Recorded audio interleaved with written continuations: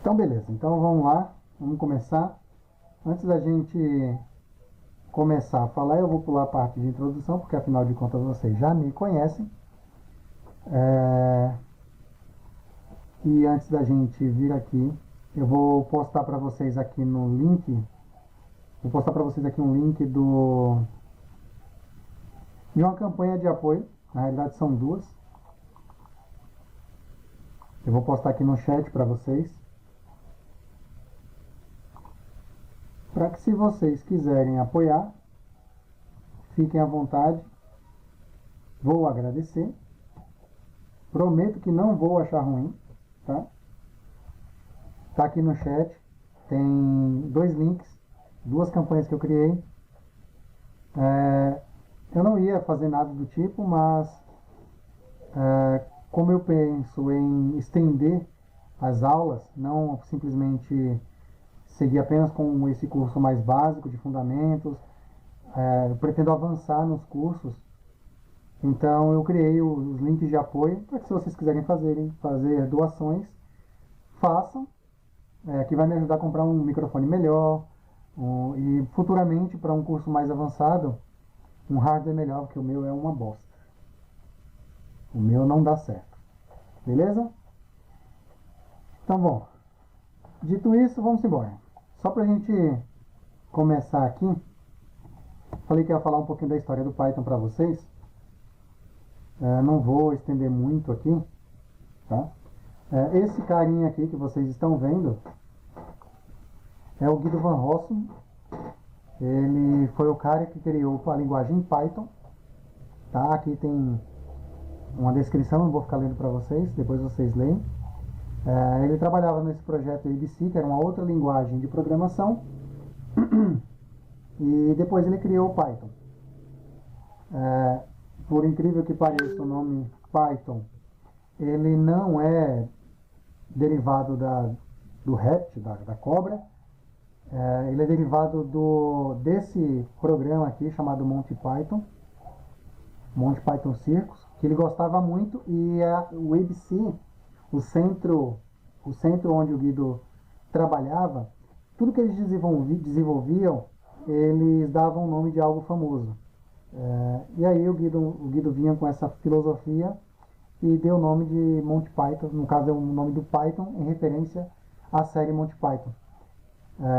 Posteriormente, a O'Reilly lançou o livro que tinha um livro de Python que tinha na capa a cobra, e aí acabou que colou, e aí o Guido parou de brigar, porque até então ele sempre que ia dar palestra, sempre que ia para um evento, ele dizia: olha, não tem nada a ver com a cobra, é um Monty Python Circus. Ele sempre brigava para não associar o Python com a serpente, e sim com o Monty Python aí, que é a série. Depois que a editora lançou o livro com a cobra na capa, que é comum da editora, eles sempre lançam com o animal, ele parou de brigar porque viu que não tinha mais como. Só efeito de curiosidade, beleza, pessoal? Eu tô volta e meia, dou uma paradinha aqui, dou uma olhadinha no chat para ver se tem alguma pergunta, tá? E se tem algum problema acontecendo, e vocês vão me posicionando aí. Vamos lá. Vamos falar de Python propriamente dito agora. O Python, ele é uma linguagem interpretada. E o que isso significa? Significa que antes de o computador interpretar o que foi criado pelo desenvolvedor, existe um cara ali no meio do campo, que é uma espécie de JVM, uma espécie de VM, similar à JVM do Java, que pega o código que foi escrito, faz pega aquele script que foi escrito, ele faz uma pré-compilação, vamos dizer assim, né? Ele interpreta aquilo ali para um código chamado bytecode, e só depois é que ele cria uma linguagem de máquina, que a máquina possa traduzir isso aí e compreender. Então ele tem essa criação de um bytecode no meio, e eu trouxe aqui nesse print de tela aqui a criação de uma função de soma que retorna a soma de dois valores, E usei este módulo chamado diz. E aí o diz ele me gera o bytecode aqui e vocês podem ver. Tá vendo? Vocês veem que o bytecode que ele gera é esse carinha aqui. Zero load fast. Cada um tem um significado aqui dentro. Tá? Por conta da interpretação que ocorre aí no meio do caminho, essa pré-compilação, vamos dizer assim, o Python tende a ser um pouco mais lento do que linguagens que são compiladas. O Python é uma linguagem de script, não uma linguagem compilada. Quando você compila um código, você fecha aquele bloco todo de código que você criou e aquilo já vai para um código de máquina. Então a máquina não tem nenhum intermediário fazendo uma tradução no meio do caminho. Isso é muito mais rápido, uma vez que o código já está pronto para a máquina ler. Em contrapartida, você precisa criar para cada ambiente um código diferente.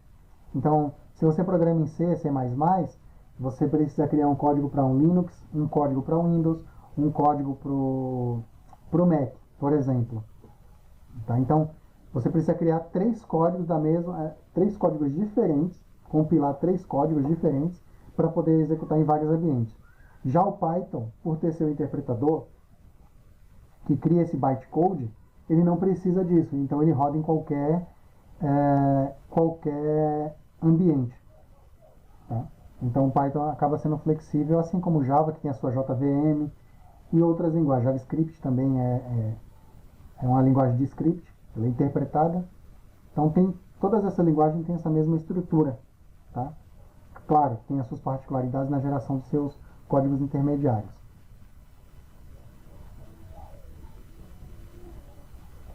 Isso aqui a gente já falou, gerou um código intermediário.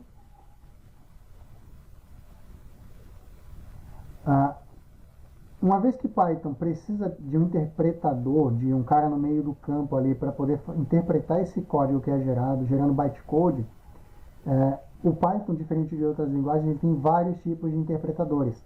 Ele tem um interpretador que vem com ele nativamente. Tá?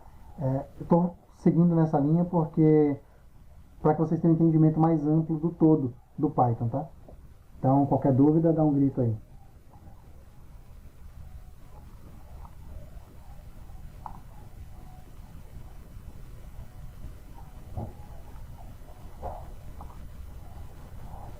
O Python ele possui diversos interpretadores e cada interpretador ele é criado com um fim específico.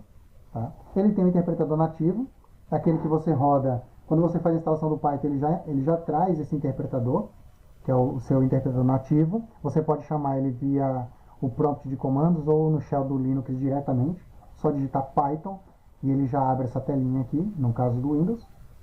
Tá? Mas ele também tem outros interpretadores. Por exemplo, tem o Anaconda, que é muito utilizado para o pessoal que trabalha com ciência de dados. E por que eles usam o Anaconda? Porque o interpretador do Anaconda ele já vem com uma série de recursos que outros interpretadores não têm. Tá? Então, só para vocês entenderem o que eu estou dizendo, tem uma lista aqui com os 9 interpretadores. Vocês vão ver que tem o default, o CPython. Dá para se entender a partir daí que ele tem muita coisa do C nele, por assim dizer, para que ele possa facilitar o trabalho nesse nível mais baixo, interagindo com programas do C. Tem o IPython, que é um interpretador também muito usado com o pessoal de ciência de dados. O Conda, que é do Anaconda. Tem o Jython aqui, na posição 6 aqui que eu coloquei, que é também uma mistura de Java com Python. Tá? E eu tenho aqui, por último aqui, o PythonNet, para esse tipo de integração com o .NET. Então, é por isso que o Python tem vários interpretadores. Tá? Então, cada um tem um fim específico, adiciona recursos a mais para um determinado fim. Tá? Eu, particularmente, costumo usar o default do Python e o Conda por causa da ciência de dados.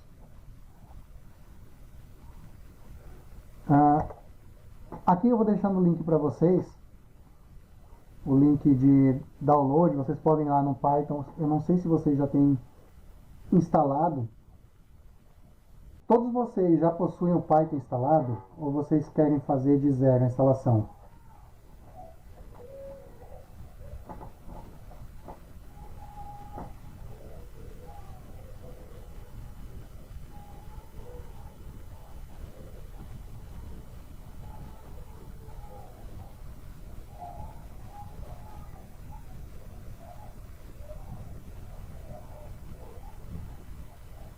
Beleza, então vamos lá, vamos de zero.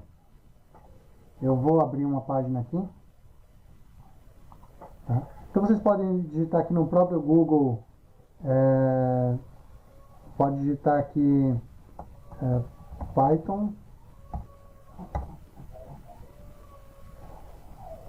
Acesse o site do python.org aqui. Pode vir aqui em Downloads para quem está usando o Windows. Tá? Vou fazer primeiro com o Windows, depois eu vou abrir aqui o Shell do Linux e a gente faz com o Linux. E pode fazer o download da versão 3.7, 3.8. Todas essas versões elas são bem estáveis. A gente pode fazer da 3.8, não tem problema, tá? A versão 3.9 ela tem alguns recursos adicionais, coisas novas, operadores novos que eu não vou abordar agora. Tá? Então a gente pode começar com a versão 3.7, 3.8. O que dá para fazer na 3.7 dá para fazer na 3.8 tranquilamente. Tá? Não terá problema. Então vocês escolhem uma versão entre 3.7 e 3.8 e pode mandar bala aí e fazer o download. Tá? Vou pegar aqui a 3.8.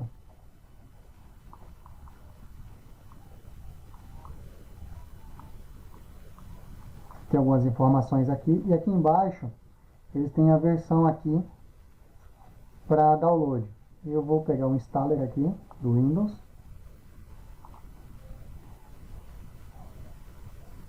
Possivelmente eu já tenho instalado essa versão e não vai conseguir instalar.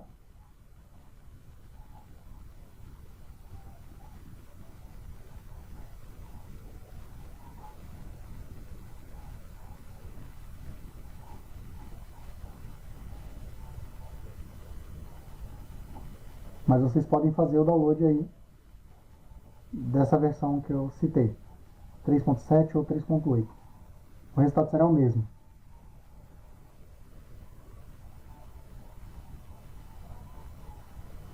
Eu vou ter que pegar aqui depois, na próxima aula, eu vou ter que baixar aqui alguma ferramenta para controlar a minha internet aqui, porque parece que eu estou com um pouco de ociosidade aqui, um pouco de lentidão na minha internet, tá oscilando muito aqui o download.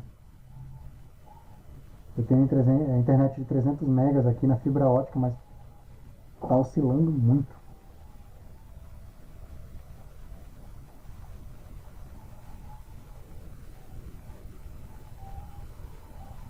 Ou é isso ou não paguei a conta, os caras cortaram a franquia, algo do tipo. Vou pagar a conta, né? Se não pagar fica difícil.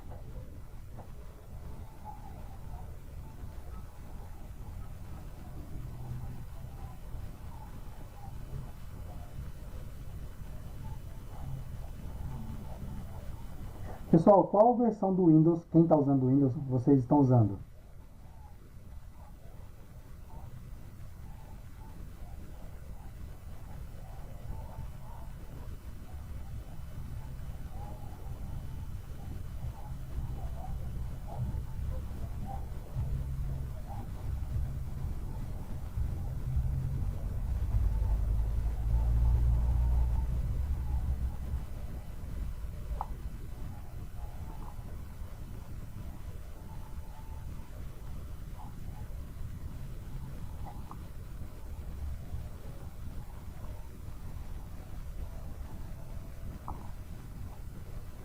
Beleza.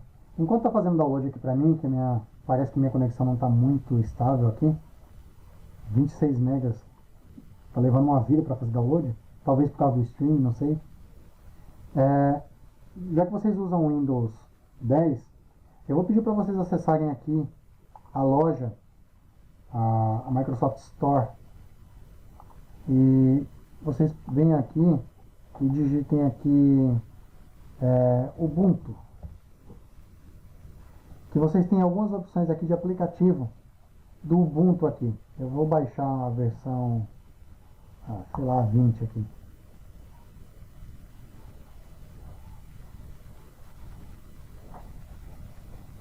E você pode instalar essa versão aqui,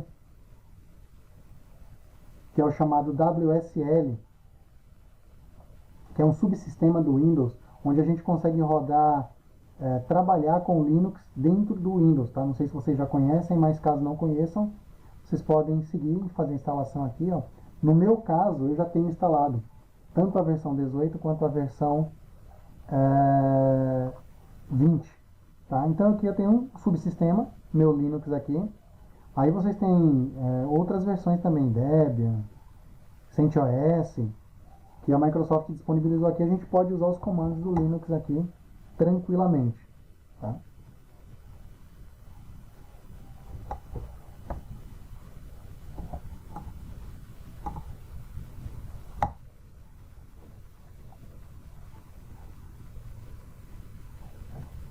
Então vocês podem iniciar instalar primeiro e depois iniciar o WSL, que a gente já vai chegar lá. Bom, Python feito o download aqui, eu vou clicar aqui para executar, tá? Eu tenho aqui, eu vou abrir aqui o Customize Installation, só para mostrar aqui que ele tem algumas features aqui que a gente pode setar aqui. A gente pode setar a instalação para todos os usuários, uma suíte de teste, o TK, que é a ferramenta, é o idle que a gente tem aqui. Quando eu venho aqui, por exemplo, e digito idle, ele me traz essa interface aqui para que eu possa digitar meus comandos aqui, tá? É esse o idle que tem aqui. O pip, que é o gerenciador de pacote do Python, é por onde a gente faz a instalação dos módulos que a gente vai precisar usar no decorrer do curso, tirando os módulos nativos. E a questão de documentação. Essa documentação ela é usada quando a gente... Eu vou mostrar para vocês mais à frente, a gente executa o comando e dá um help em cima daquele comando, e ele nos traz a documentação da implementação, por exemplo, de uma determinada função. Mais à frente eu mostro para vocês, tá?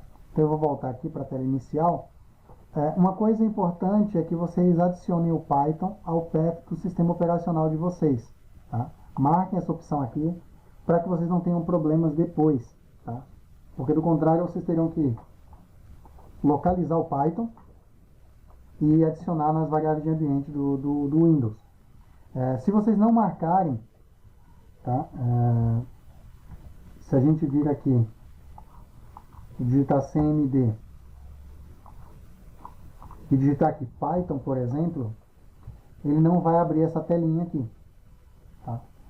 Ele não vai abrir essa telinha aqui, porque o Python não está setado nas variáveis de ambiente do sistema operacional. Então é importante fazer a marcação desse cara aqui, para que ele possa fazer aí, adicionar o Python às variáveis de ambiente do sistema. De resto, é a coisa mais simples que tem. É um next, next, finish. Tá? Sem muito segredo na instalação no Windows. Eu acho que eu removi antes de começar as aulas, eu removi a versão 8 para poder fazer esse passo a passo. Não foi agora, acho que tem mais de um mês. Mas enfim, está instalando aqui.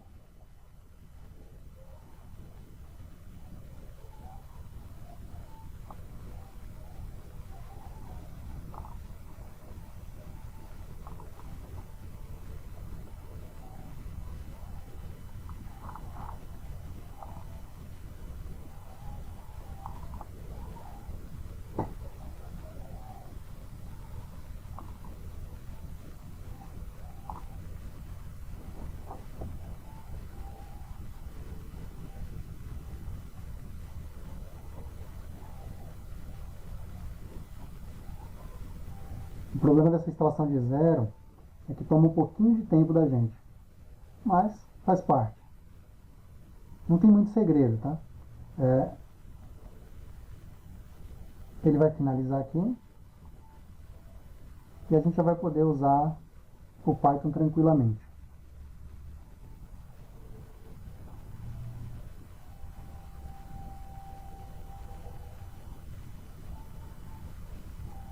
Beleza? Instalado com sucesso.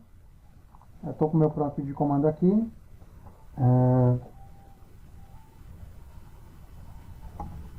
Deixa eu dar um... Ops.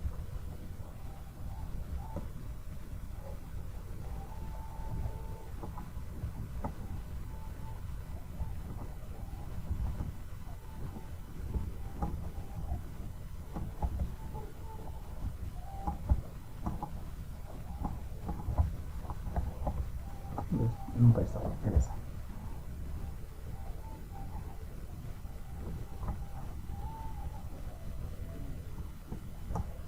Não é. Para o Windows é muito fácil a instalação do Python, tá? Não tem muito segredo. Né? O problema é no Linux. O Linux, ele, se a gente vir aqui no Linux e digitar aqui Python --version, vocês vão ver que por default o Python ele tem a versão 2.7.18 ou 2.7 alguma coisa, que é a versão antiga do Python. Essa versão do Python ela foi descontinuada, tá? No começo do ano passado, se eu não me engano. Então, hoje a gente já não tem mais suporte para a versão 2 do Python. Então, tudo agora é Python 3.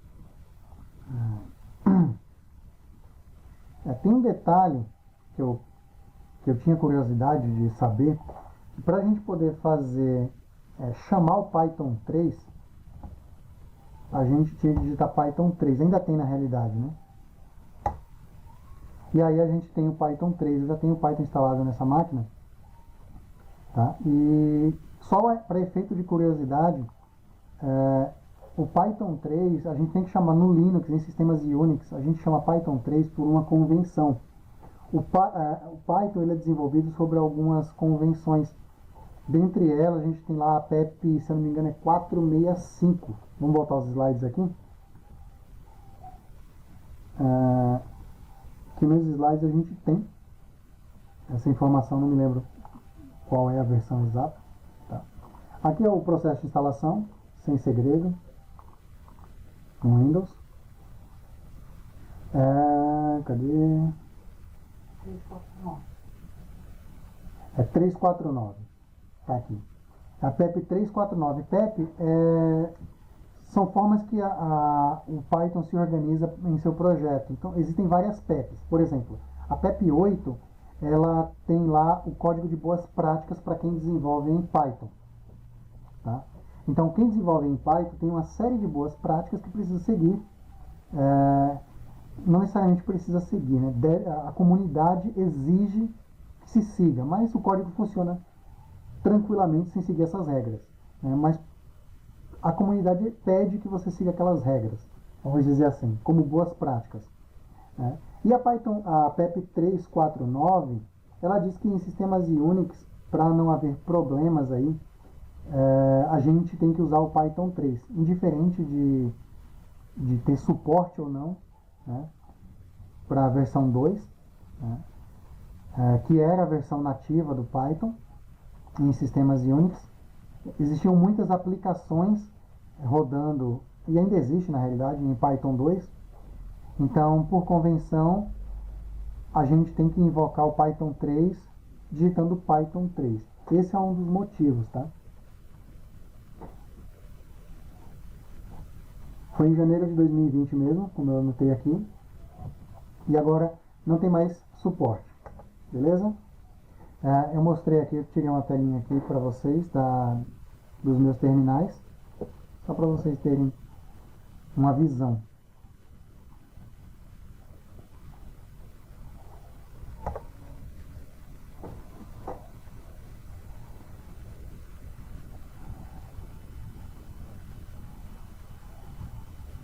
verificar aqui. Tudo bem até aqui, pessoal? Tranquilo?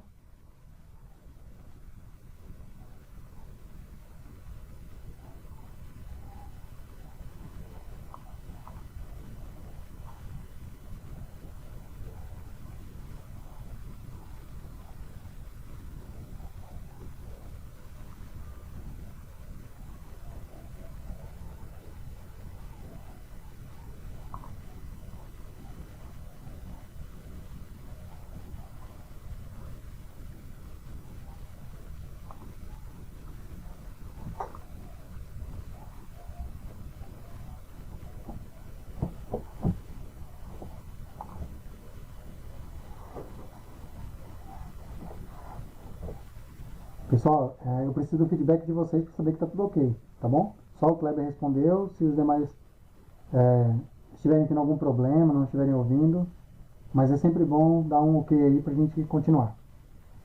Beleza, em sistemas Linux, a gente precisa seguir aquela máxima, né? Atualiza o sistema, dá um sudo apt update, que é de praxe.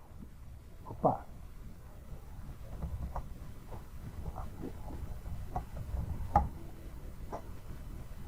Ué?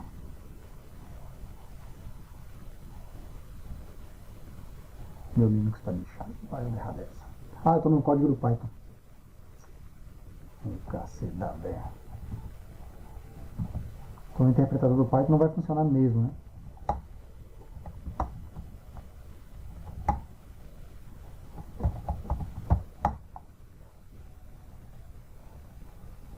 Pois é. Eu nem prestei atenção.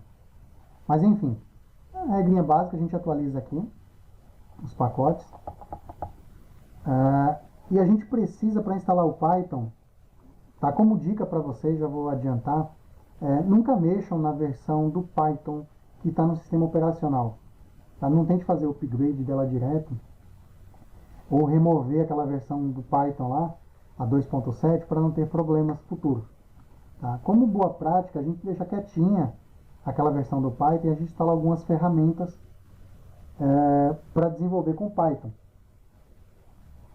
Dentre elas, a gente trabalha com ambiente virtual, que a gente vai chegar já, a gente vai começar a trabalhar com alguns ambientes virtuais. A gente tem o Virtual Env e eu particularmente gosto muito do PyEnv, PyEnv no caso. Beleza? Eu tenho aqui, para a instalação do Python, eu preciso fazer a instalação de alguns pacotes. Eu vou colar aqui porque é muito grande, tá? E vou colar para vocês aqui o comando no chat, tá? Para facilitar para vocês. Então tem uma série de pacotes que a gente precisa instalar aqui em ambiente Linux para começar a rodar o nosso Python. Então a gente faz a instalação de todos esses pacotes, tá? Eu já tenho instalado, então provavelmente tem uma. Deixa eu copiar de novo. Tem um traço aqui na frente.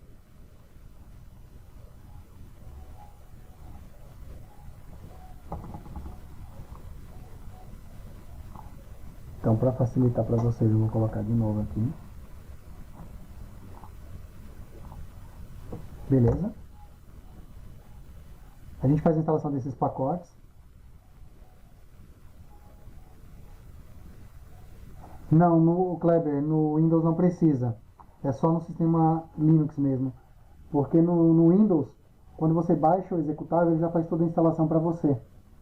Então a gente não precisa fazer esse tipo de instalação, tá?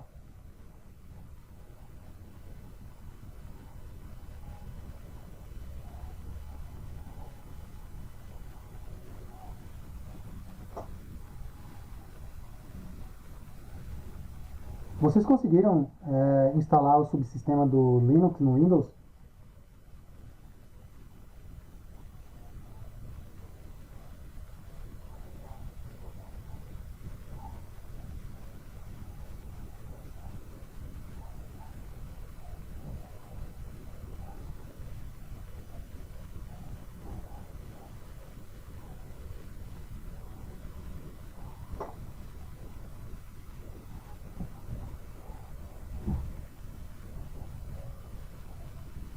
Maiara conseguiu, Kleber conseguiu, Wesley conseguiu.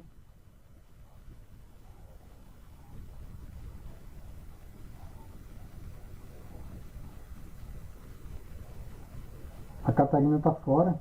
A Catarina saiu.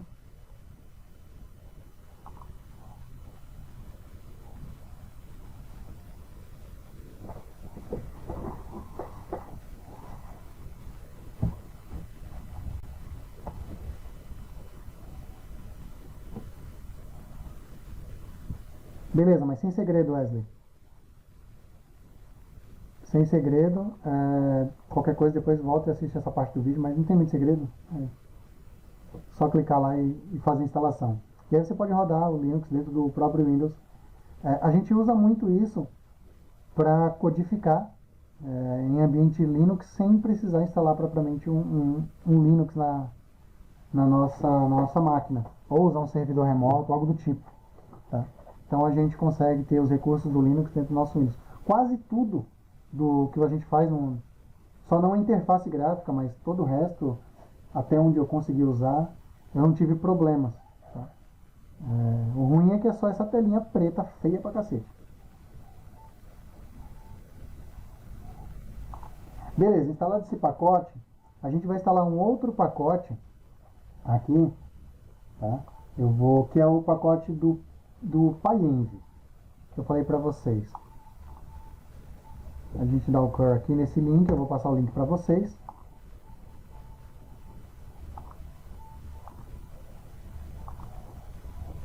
Vocês podem baixar esse pacote por esse link.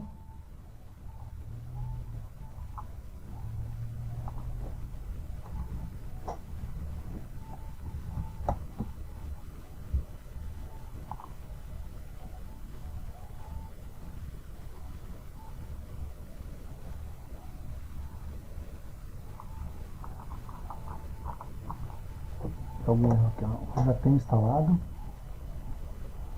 Falhou, verificando.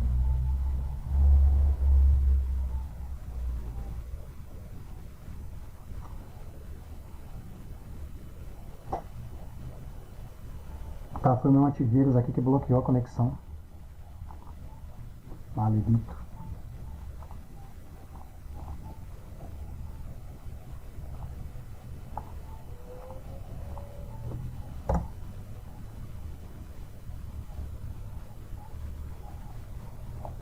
Tá, eu já tenho o PyEnv instalado, tá, pessoal? Então vocês instalem aí.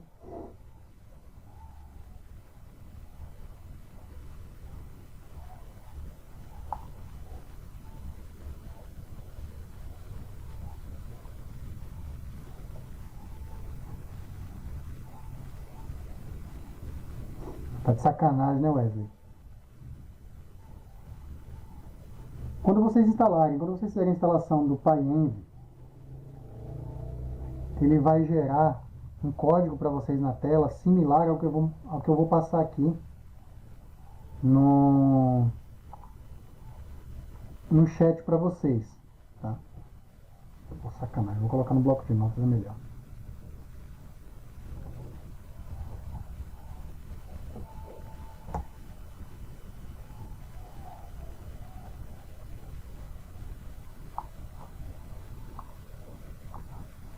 Ele vai gerar um código mais ou menos assim, com 3 linhas. Tá?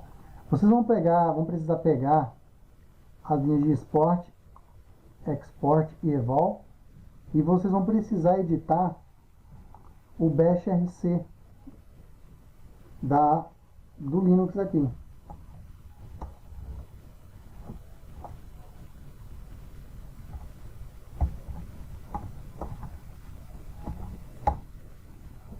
Tá? Vocês vão precisar alterar esse carinha aqui. Eu não sei se está dando para vocês verem bem. Eu vou mudar a opacidade aqui.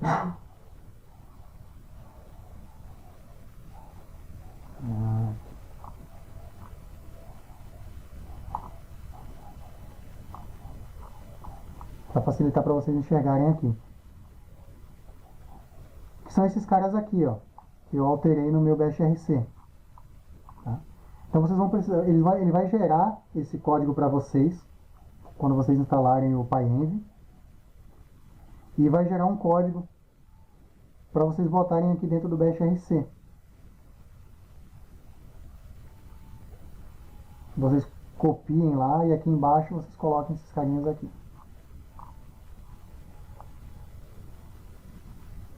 Ele gera 3 linhas, tá? Mas vocês só precisam dessas duas aqui, que é o caminho e esse revol aqui.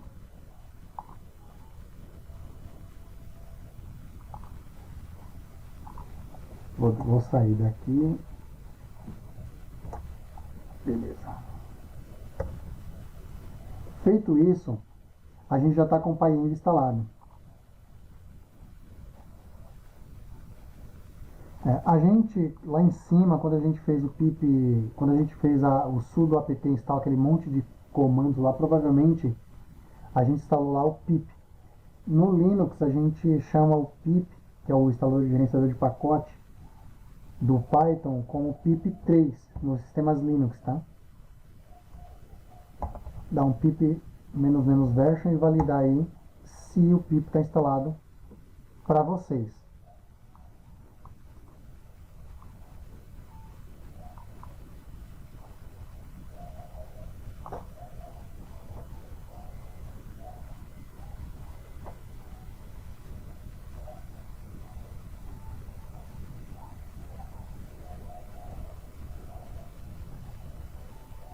Todo mundo tem o pip instalado ou não?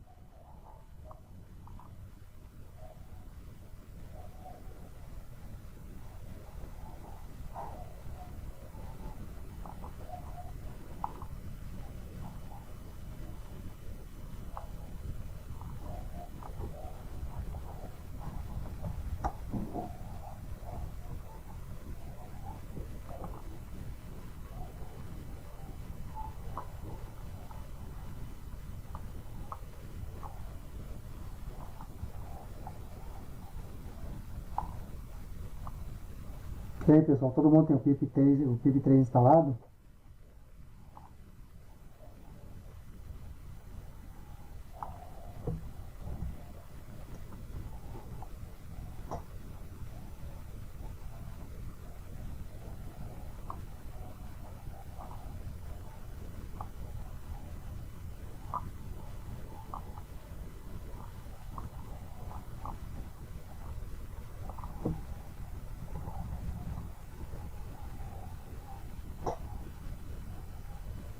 Nos sistemas Windows, vocês não precisam digitar o 3, tá?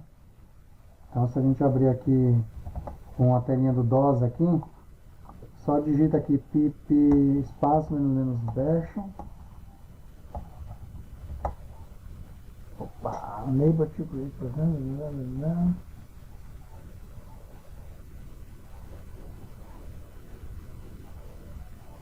Tá. No meu caso é um caso específico. Sim, na realidade quando você instala o Windows, aí eu mostrei lá no início, ele já instala o pip por padrão. Minha preocupação é no Linux. Caso vocês não tenham o pip instalado, vocês podem usar esse comando aqui para fazer a instalação do pip3 em sistemas Linux.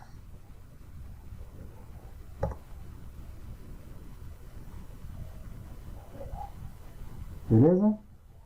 Bom, nada demais até aqui, só a instalação no Windows e Linux.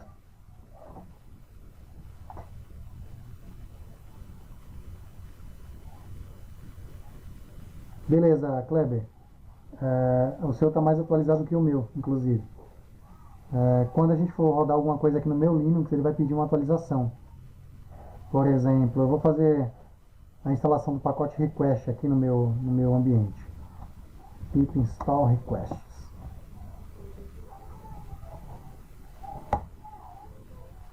Opa, pip3.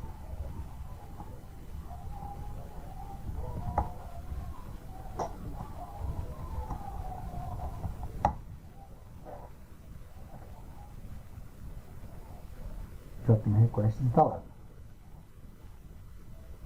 Então, pip3 install python decouple.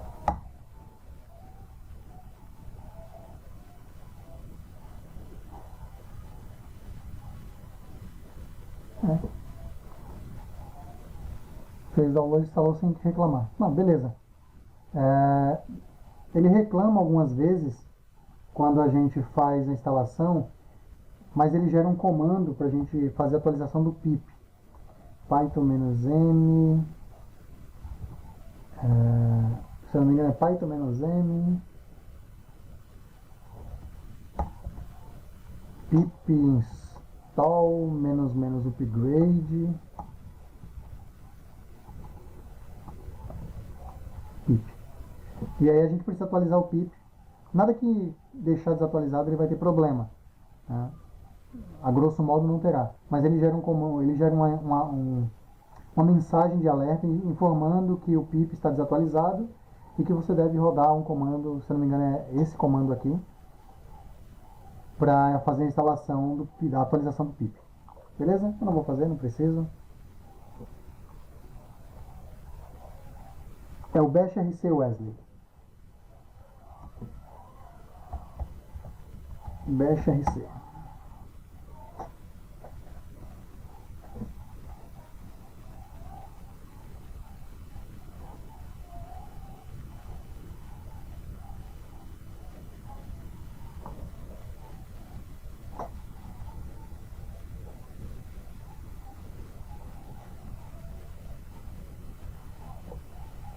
Beleza, feito isso, a gente está com o nosso ambiente pronto para desenvolver já.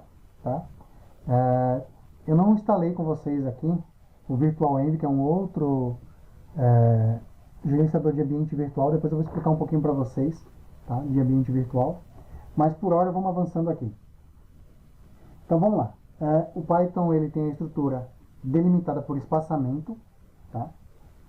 O que isso quer dizer? Outras linguagens têm sua abertura e fechamento de bloco de código, normalmente com as chaves, e a finalização de um bloco de código requer um ponto e vírgula no final.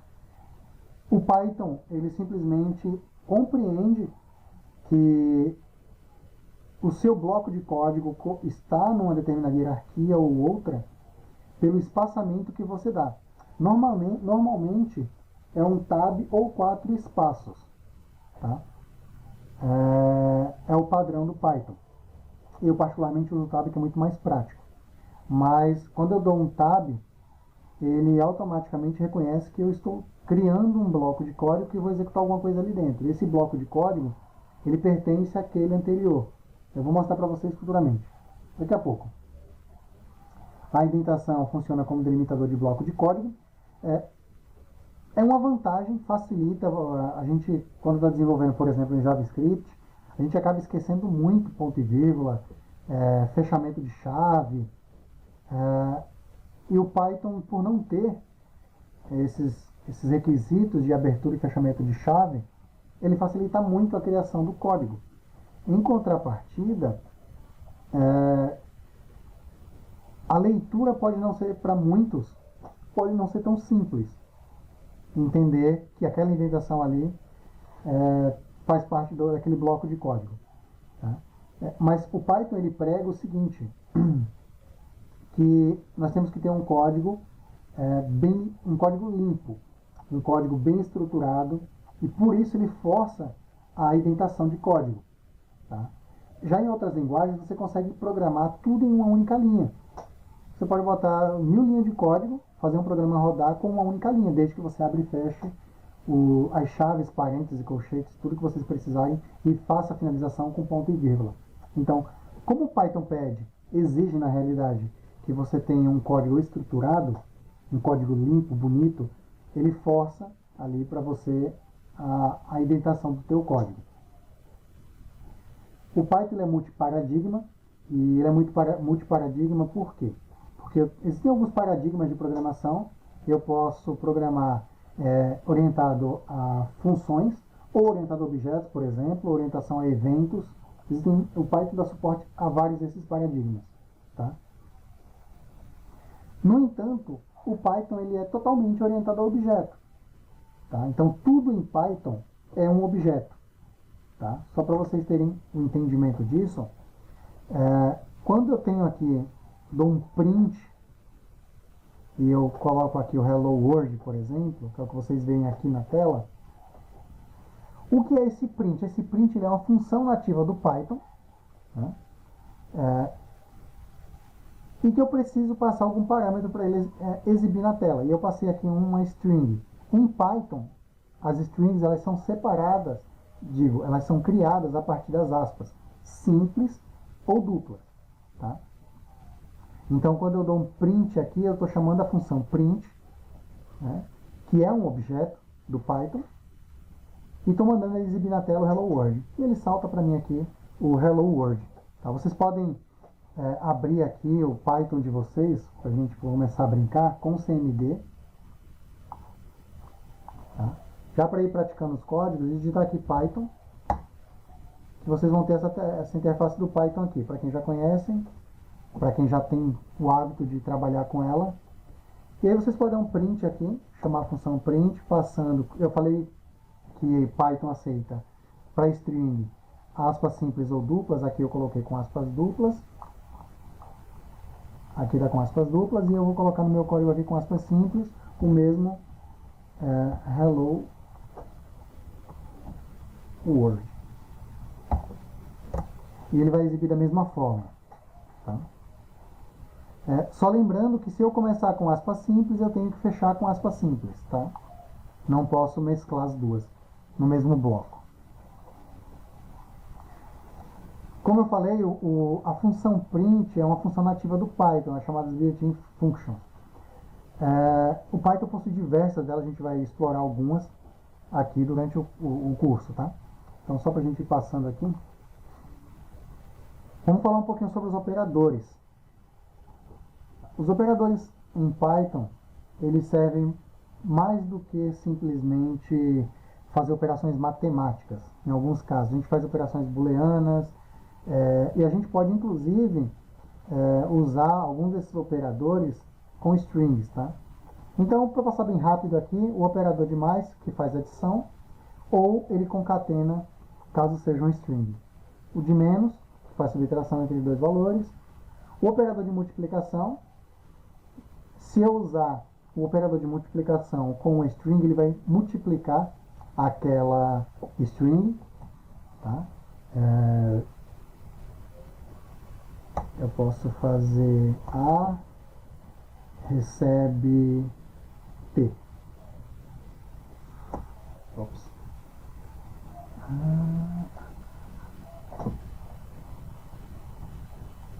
Só string. Print.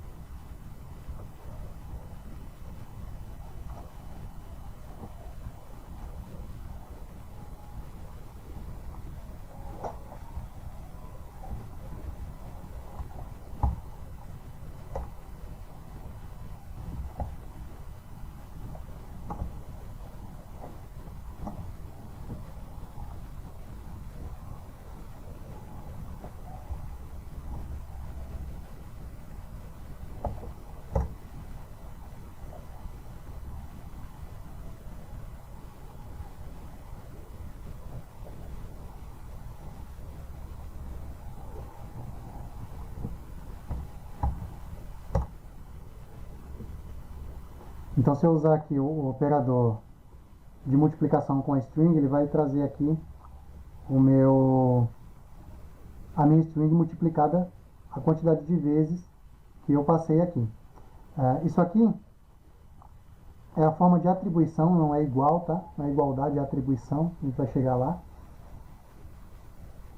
Tem o operador de potenciação, a gente vai ver isso mais à frente. As expressões matemáticas seguem as mesmas regras, isso é de praxe, tá? Para vocês que já trabalham em TI, é de praxe. Segue as mesmas regras matemáticas.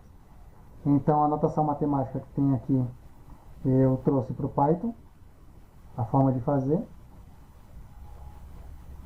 Tá? Mas ela segue a mesma ordem de precedência, só que as chaves e os colchetes, eles têm funções específicas no Python. Então, chaves e os colchetes, eles têm funções específicas no Python, então a gente não usa. A gente utiliza aqui nas operações matemáticas apenas os parênteses.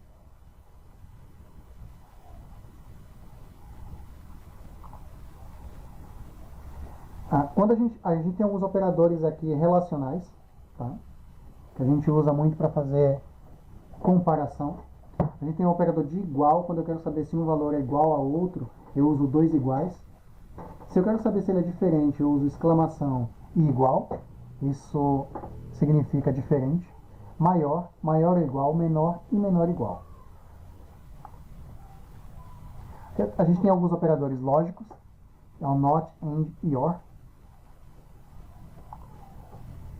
Só um exemplozinho aqui da tabela verdade, verdadeiro e verdadeiro é verdadeiro, verdadeiro e falso é falso, porque eu tenho uma condição que um e outro é verdadeiro, então para que seja verdadeiro, ambas têm que ser verdadeiros. Se um é falso, vai dar falso. Se eu tenho o or, que trabalha com verdadeiro para um ou outro, então se um deles for verdadeiro, o retorno é verdadeiro. E eu tenho o not, que nega aquele valor. Not verdadeiro é falso, not falso é verdadeiro. Ele inverte a minha variável, vamos dizer assim. Ele faz a inversão, o que era verdadeiro passa a ser falso, porque eu estou negando que aquilo é verdadeiro, então é falso. E estou negando que é falso, então, logicamente, é verdadeiro. Só para saber. Como eu falei, o igual, ele é o sinal de atribuição e não de igualdade, propriamente dito. Tá? Então, quando eu quero criar uma variável, só para a gente não deixar passar, é uma variável, um espaço que é armazenado ali na memória do computador, que é onde a gente guarda coisas que a gente vai executar, ou vai chamar, ou vai precisar dela em um outro momento. E como o nome diz, ela é variável, ela pode variar de acordo com o meu programa. Então, eu posso ter a variável A no início do meu programa valendo 10, e lá embaixo ela vai valer 5 apenas, que eu vou alterar o valor dela. Então, em cada trecho do código, ela vai ter um valor diferente. Tá? Então, é basicamente isso. O sinal de igual aqui, na realidade, ele significa recebe ou atribui. Então, A é atribuído de 10 ou recebe do valor de 10. Né? E aqui eu digo que C recebe o valor de A mais B. Python não trabalha com o conceito de constante. Tá? Python não tem constantes na sua estrutura. Então, tudo é variável. Sobre estruturação do o nome de variável, tá? Como eu falei para você, a gente tem a PEP8 aqui, que a gente precisa seguir na criação de nosso código. Então ela diz que nós usamos o padrão, por exemplo, o snake case. O que é o padrão snake case? Eu começo com minúsculo, e se o nome da minha variável ele for composto de mais de um nome, eu uso, ao invés de usar o camel case, que eu usaria uma letra maiúscula, eu uso o underline e continuo minúsculo. Então, eu tenho o nome da variável, começando com letra minúscula, e eu tenho a variável com nome composto, que é a minha variável, e eu uso o underline, que é o padrão snake case. Tá? O padrão camel case, ele faz uso do maiúsculo na segunda letra.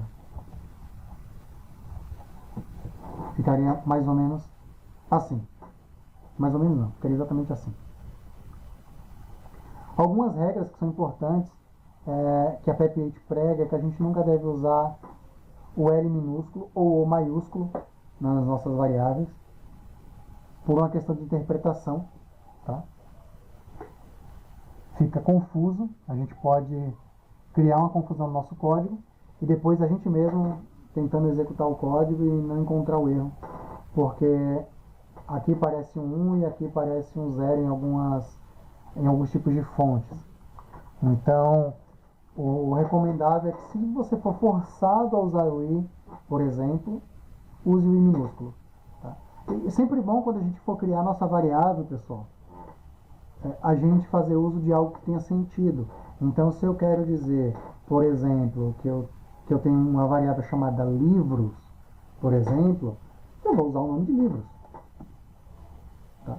Para saber do que se trata aquilo. Eu quero criar uma variável que recebe o valor da soma de dois números. Então eu vou criar a variável soma, que vai receber A mais B. Tá? Enfim, quando na criação de variável a gente precisa dar sentido para as nossas variáveis, para que a gente possa, quando olhar um código grande, saber o que exatamente é aquela variável. Tá? Isso é uma boa prática. Beleza? As regrinhas é de praxe. A gente não pode começar com número. Podemos usar letras maiúsculas ou minúsculas na primeira letra da variável, mas Python é case sensitive. Então, quando você começa com letra maiúscula, é diferente de letra minúscula. Então, se eu digito alfa maiúsculo e alfa minúsculo, é diferente para o Python. Lembrando que o Python ele segue o padrão camel case, então nossas variáveis eles não devem usar letra maiúscula, mas você pode. Tá? Podemos usar o underline para iniciar o nome da nossa variável. Então eu coloquei aqui underline minha underline variável, seguindo o padrão camel case. Elas não devem começar com número. Elas podem conter números, mas nunca iniciar com número. E as nossas variáveis elas não devem conter palavras reservadas. Eu mostrei para vocês a função print. Se eu tentar criar uma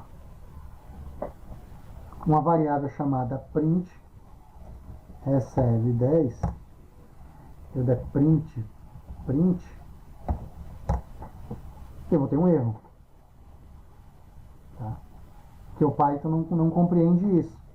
Então eu não devo usar nunca uma palavra reservada da linguagem para criar uma variável. Tá? Então nunca use uma palavra reservada. E aquilo que eu já falei, dê nome às variáveis que façam algum sentido no contexto da sua aplicação. A gente tem alguns comentários em Python.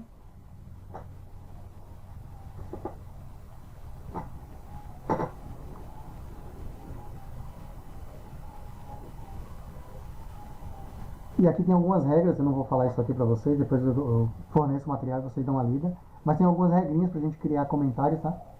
Então sempre que a gente vai criar comentário, esse é um ponto importante aqui, é que o nosso comentário não pode contradizer o nosso código. Por exemplo, eu crio uma função e digo que a função recebe 2 parâmetros obrigatórios. E aí eu crio a função e ela só recebe um parâmetro. Eu estou contradizendo o que eu escrevi de código no meu comentário. As formas de criar comentário é usando o sinal de tralha, hashtag, com o espaçamento. O espaçamento é pedido pela PEP8, tá? Então, quando eu vou criar um comentário em linha, eu uso esse sinalzinho de hashtag. E eu posso fazer um comentário após com um bloco de código, depois a gente vai ver isso. Eu também posso comentar usando 3 aspas duplas no meu código e posso fazer um comentário com múltiplas linhas. Tá? Então, eu posso fazer assim, 1, 2, 3, Enter, aí aparecem os 3 pontinhos aqui, que significa que eu ainda estou editando o meu código. Então eu vou dizer aqui, Python, a melhor linguagem de programação. Se eu der um Enter, ele vai continuar esperando o fechamento dos meus 3 parênteses. As 3 aspas, desculpa. E aí está o comentário que eu acabei de criar. Beleza? Então é possível criar comentário dessa forma, dessas 2 formas aqui.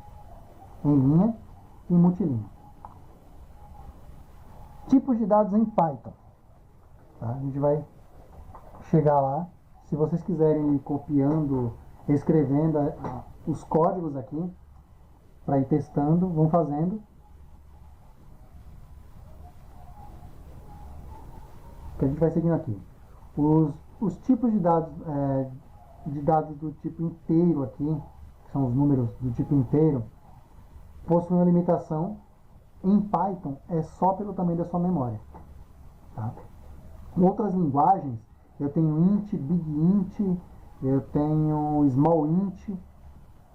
São todos números, mas cada um tem um range que ele suporta. No Python, se eu criar uma variável do tipo inteiro, ela fica limitada ao tamanho dela, ao meu espaço em memória. Então, se eu quiser escrever ao infinito e eu tiver memória para isso, eu escrevo também. Tá? Aceita números negativos. Tá? A gente tem o tipo float, que é de ponto flutuante, que são as casas decimais. Tá? As casas decimais, como na maioria das linguagens, elas são feitas do inglês, que é com ponto e não com vírgula no Brasil, que é usado no Brasil. Tá? E em Python especificamente, se eu tiver um zero na frente, eu posso simplesmente digitar ponto, qualquer outro valor, que ele vai compreender. Eu coloquei aqui embaixo um caso especial, e tem mais casos como esse, tá? E eu vou mostrar para vocês agora. Eu vou tentar fazer uma operação aqui com esses valores e vocês vão ver o problema. Então, se eu fizer aqui, ó, print 3.5 mais 2.5, qual é o resultado disso, pessoal? Responda aí no chat.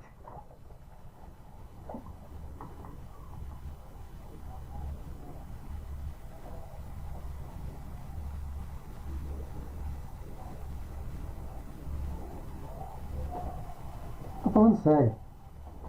É importante. 3.5 mais 2.5.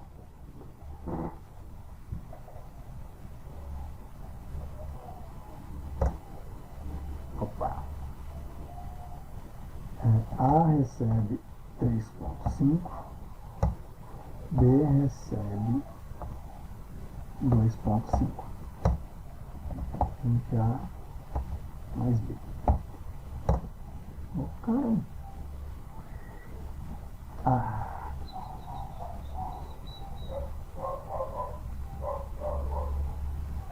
Alterei esse código aqui em algum outro lugar.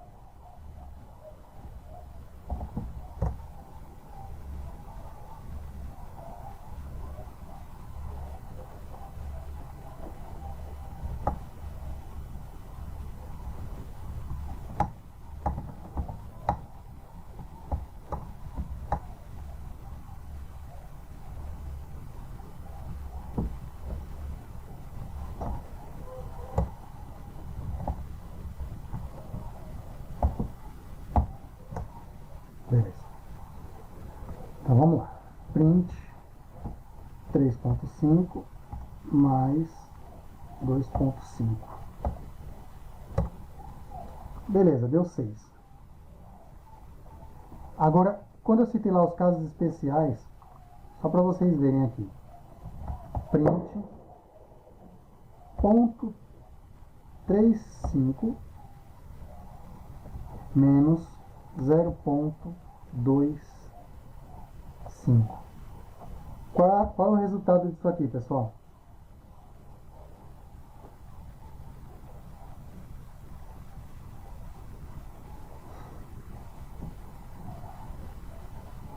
Qual é o resultado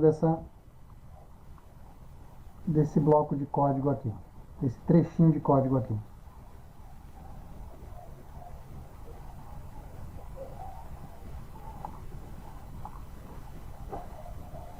Zero 10, Wesley. Então você acabou de ser reprovado, porque ele não dá 0,10. Por isso que eu coloquei esse cara como sendo um caso especial. Tá? Por uma questão de como o código é gerado aqui por trás, em ponto flutuante, ele dá essas diferenças. E por que eu estou mostrando isso? Porque às vezes a gente está trabalhando com números e a gente não consegue obter uma saída exata. E aí a gente quebra o nosso código por não entender desses pequenos detalhes que a gente tem aqui na linguagem. Aí a gente fica meio perdido sem saber que diabo aconteceu. Que alguma coisa aconteceu, mas a gente não sabe o que. Tá? Então esse é um dos casos especiais com o número de ponto flutuante. A gente tem aqui outros casos, tá? Então tem que tomar cuidado quando estiver trabalhando com pontos flutuantes, porque a gente pode gerar algumas inconsistências aqui. Isso se dá, como eu falei, pela forma como os dados são representados na sua forma binária para o sistema operacional. Enfim, se for tentar se aprofundar nisso, a gente vai começar a reescrever o código. Então vamos em frente. Só para efeito de conhecimento, acho que vocês nunca vão usar essa porcaria, mas o Python implementa já nativamente números complexos. Desculpa. Então eu posso criar uma variável chamada complexo, atribuir esses valores aqui, e se eu der um print no tipo, ele vai me retornar complexo. Vamos ver? Então eu tenho complexo, recebe 3 mais 4j. Print type complexo. O type que eu estou digitando aqui direto e não estou falando, ele é uma outra função do Python que é nativa. E ela serve para mostrar o tipo da variável que eu tenho, o tipo de objeto que eu tenho, tá? Por isso que quando eu quero saber o tipo, eu dou sempre um type aí. Então ele implementa nativamente números complexos. Eu nunca usei. Não sei se vou usar um dia.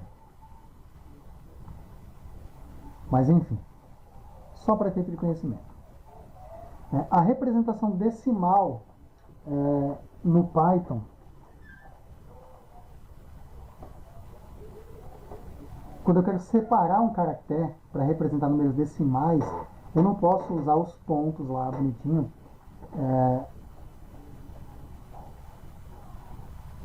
para representar meu número acima de 1000, por exemplo. Se eu usar um ponto, ele vai entender que eu estou representando um número do tipo ponto flutuante. Não é o caso. Tá? Então, eu tenho um número inteiro aqui e eu quero representar, e ele é grande demais para ficar interpretando. Batendo o olho aqui, esse aqui, até dá para a gente rapidinho fazer. 1000, 1 milhão. Beleza. O Python permite que para a gente separar esses números e ter uma visibilidade melhor do que a gente está setando ali, a gente pode separar as casas das milhares aqui com underline e facilitar a leitura. É muito mais fácil eu ver que eu tenho 1 milhão aqui do que aqui. Tá? Isso vale, por exemplo, meu número, se eu quiser um número, por exemplo, assim. Que número é esse? Alguém bate o olho e me diz? 5 segundos. 1, 2, 3, 4, 5. A gente tem que vir aqui contando os números. Né? 1, 2, 3, 1000. 1, 2, 3, milhão, bilhão e assim por diante.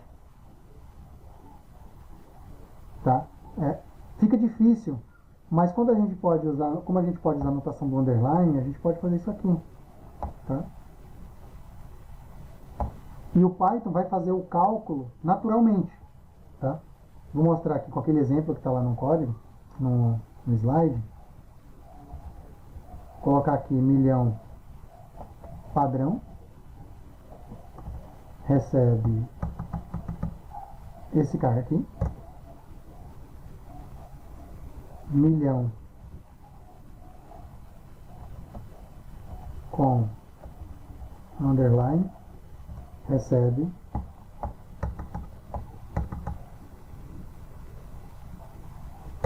e se eu der um print, eu posso fazer assim, milhão misto, recebe milhão padrão mais milhão com underline.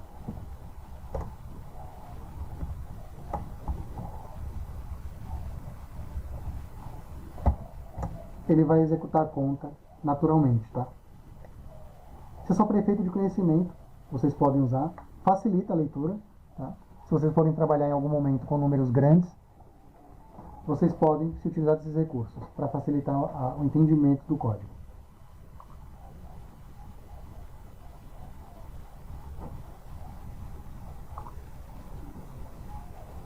Já falei que o sinal de igual é a atribuição, então eu vou pular isso aqui.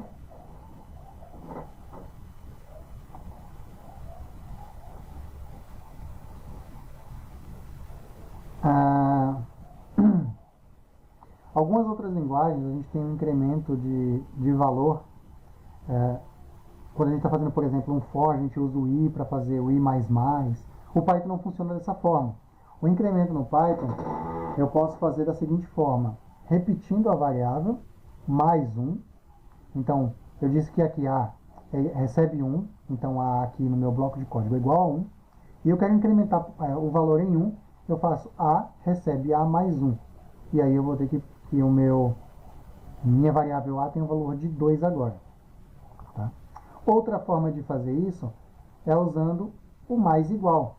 Então eu tenho A igual a 1, ou no caso A recebe 1, e eu quero incrementar o valor de A em 1, eu faço A mais igual 1. Ou seja, eu estou dizendo que A recebe ele mesmo mais 1. Tá? Então, só para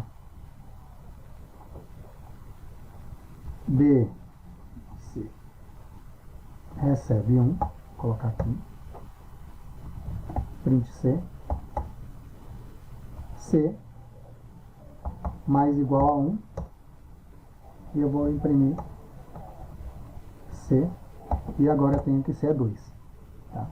Então eu posso incrementar, e posso fazer também o decremento da seguinte forma, C menos igual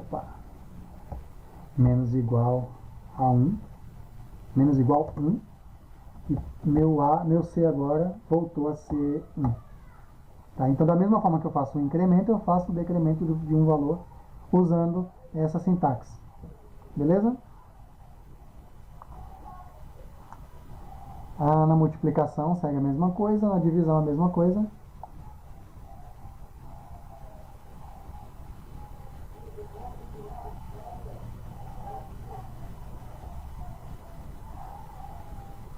Isso aqui está errado.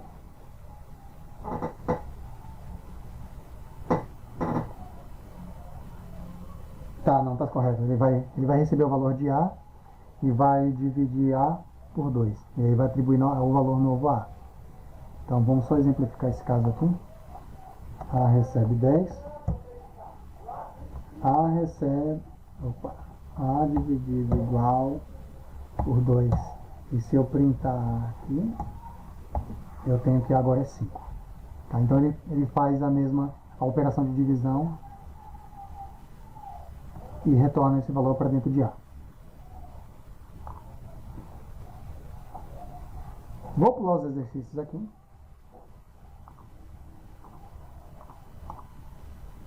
E a gente vai falar um pouquinho de string. Eu falei para vocês o que são strings. São cadeias de caracteres, um grupo de caracteres que eu tenho uma sequência. Que é isso aqui. Um texto, basicamente falando. Uma letra é uma string, um conjunto de letras é uma string. O número, se tipado aqui, se marcado com aspas, vai virar uma string. Tá? Isso é uma string. Em Python, quando a gente está criando strings, a convenção é a gente usar aspas simples, embora o Python aceite aspas duplas. Tá? A convenção é que a gente usa sempre aspas simples. Tá? Então eu digo aqui, texto recebe meu texto. Print meu texto. Opa. Print texto. Ele vai trazer aqui meu texto. Beleza? A gente pode fazer operações com as strings, mas uma coisa que é importante saber é que as strings elas são posicionais. Tá? Então a primeira letra de uma string ela ocupa a posição 0, o índice 0. Tá? Uma string, assim como uma lista, a gente vai falar sobre listas mais à frente, ela tem as suas posições marcadas por um índice. Tá? E em Python especificamente, o índice inicial é 0. Tá? Então, a primeira letra de uma string, ela recebe o índice 0. E assim sucessivamente, 0, 1, 2, 3. O espaço é considerado um caractere também dentro dessa string, então ele também vai receber um index para ele. Uma sacada de Python é que Python também anda de trás para frente na leitura. Só que de trás para frente, eu tenho que a minha string ela vai começar aqui, no caso minha última letra, com -1 e não 0, e sim -1, senão daria confusão. Então ele vem como de trás para frente, ele vem com índice negativo, com -1, -2, -3, -4, -5, até o final, quando eu completar a minha string. Então, como eu disse, possui índices positivos e negativos, e a gente consegue fazer, como eu falei para vocês, a operação com essas strings. Quando eu uso mais em string, o que ele vai fazer é concatenar essas strings. Ou seja, ele vai juntar essas strings como sendo uma única string. Então, só para a gente mostrar aqui, igual o exemplo que está ali, vai ficar tudo junto porque eu não estou colocando espaço.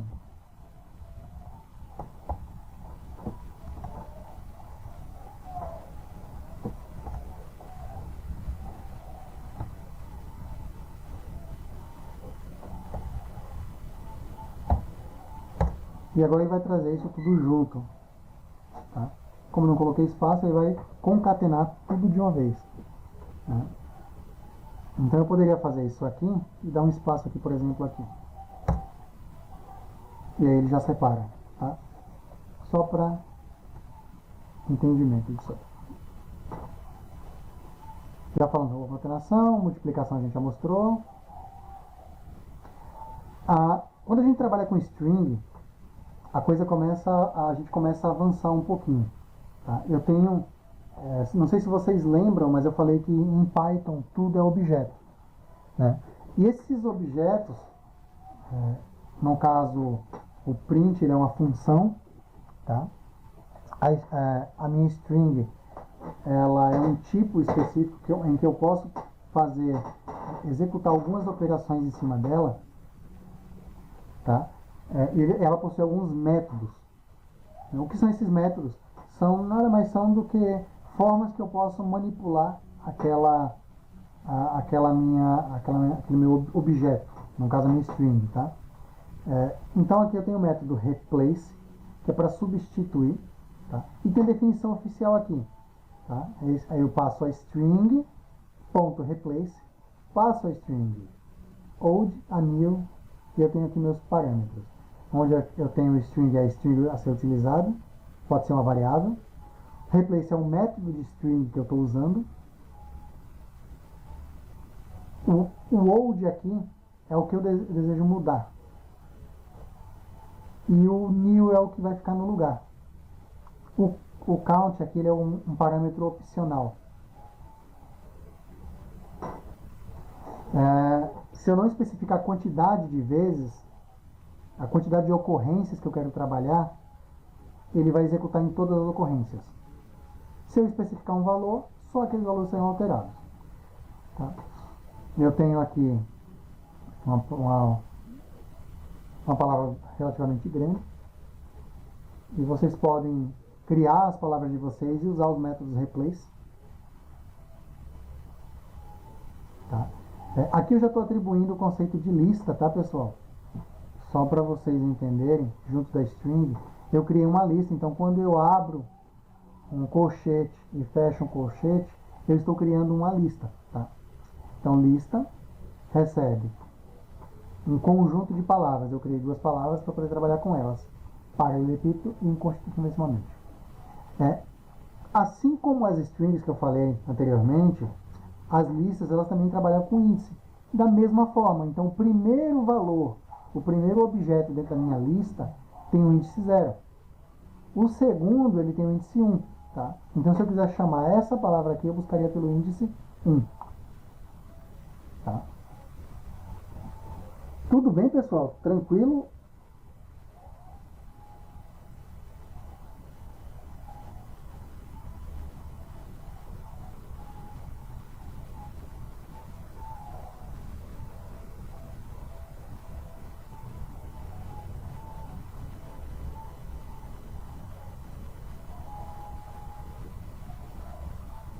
A partir daqui, pessoal, eu preciso que vocês depois, eu estou explicando, tá? Porque são conceitos básicos da linguagem, de como ela funciona, mas posteriormente a gente vai começar a trabalhar com o projeto nas próximas aulas. E nesses projetos, a gente vai começar a desenvolver algo mais sólido, tá? Só que, para que a gente possa desenvolver algo, esses conceitos básicos de string, número, lista, a gente precisa passar agora, para nas próximas aulas a gente tentar criar algo mais concreto, alguma coisa minimamente funcional, vamos dizer assim, em forma de projeto, para praticar esses conceitos, tá? A minha ideia é que nas próximas aulas eu traga um projeto para a gente começar a desenvolver o projeto aplicando esses conceitos que a gente aprendeu até aqui. Aí a gente vai desenvolver isso junto. Enfim, um outro método de string é o find, em que eu vou procurar um valor aqui dentro da minha string, tá?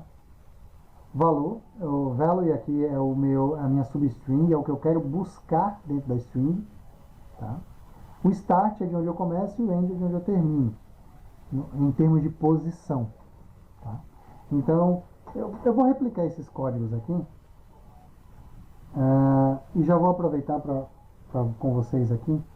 Eu vou abrir um outro programa aqui chamado Anaconda.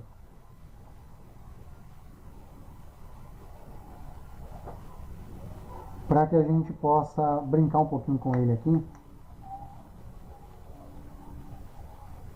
Para vocês verem uma outra forma de codificar em Python. Até agora a gente estava usando só o terminal, o DOS aqui.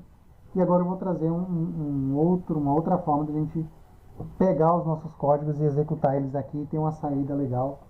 Inclusive, acho muito mais fácil de trabalhar com Anaconda nesse início, para a gente poder ter uma saída já enquanto a gente digita, e sem ficar preso à telinha preta aqui do nosso shell, do nosso DOS aqui, beleza?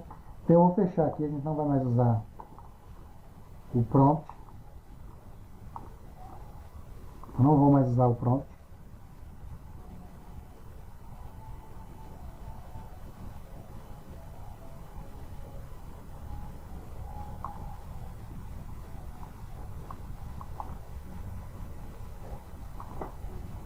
Eu vou usar o Jupyter Notebook.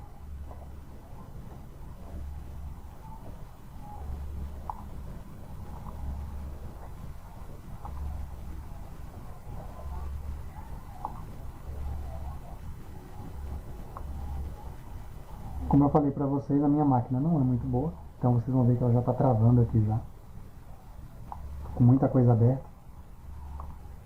Deixa eu descarregar um pouquinho da memória aqui.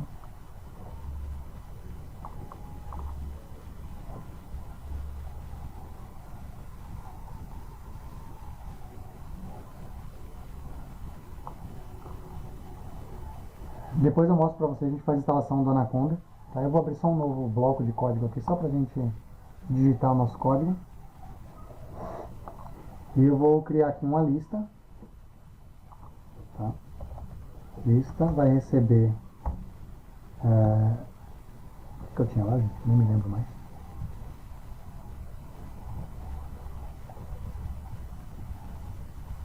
Vai sem pontuação mesmo.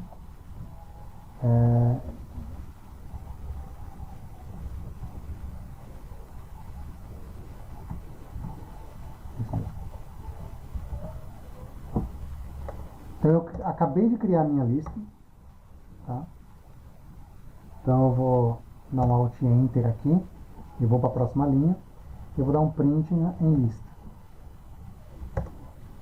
Então eu tenho uma lista com dois objetos, uma lista contendo dois objetos aqui. Então será um print type lista, ele vai me retornar que é um tipo, uma class list, é um objeto list, ou seja, lista, tá? E como eu falei, a gente pode pegar aqui, eu vou usar esse findL aqui, vou pegar a primeira palavra e eu vou dar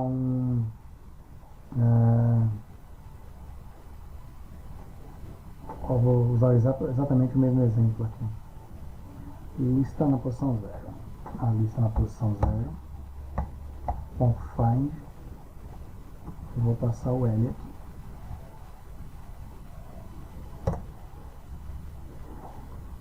Então ele percorreu a lista aqui 0, 1, 2, 3, 4. Lembra que eu falei que em Python o índice começa em 0? Ele encontrou a minha primeira ocorrência de L aqui na posição 4, o meu índice 4. Então ele encontrou a primeira, ele achou e parou, no caso do find. Tá? Vou usar a mesma regra para o P, de 5 a menos 1.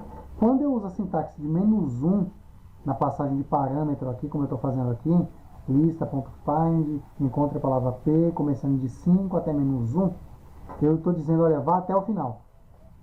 Vá até o final. Tá? Então vamos lá, lista na posição 0, ponto find,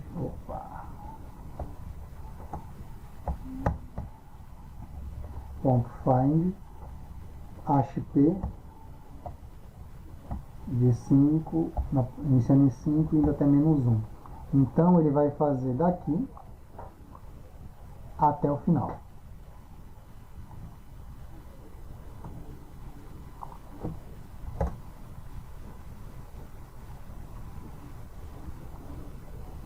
Se eu tivesse deixado sem passar o start e o end, ele teria encontrado o meu P na minha primeira posição e teria parado. Como eu disse para ele que ele começasse daqui, do índice 5, ele veio aqui, 6, 7, 8, e achou aqui o meu P na posição 8. E aí ele trouxe aqui para a gente a posição, em termos de índice, onde aquela letra se encontra.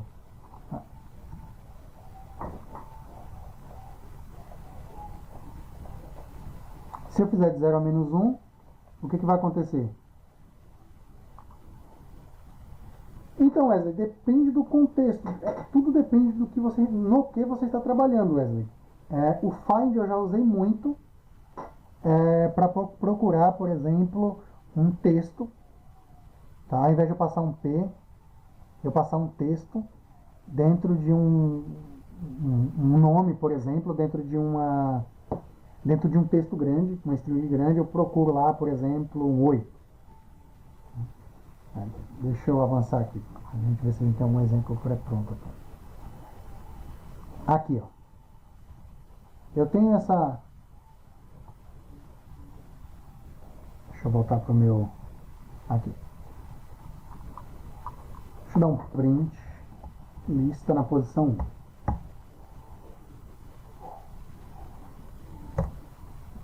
Beleza?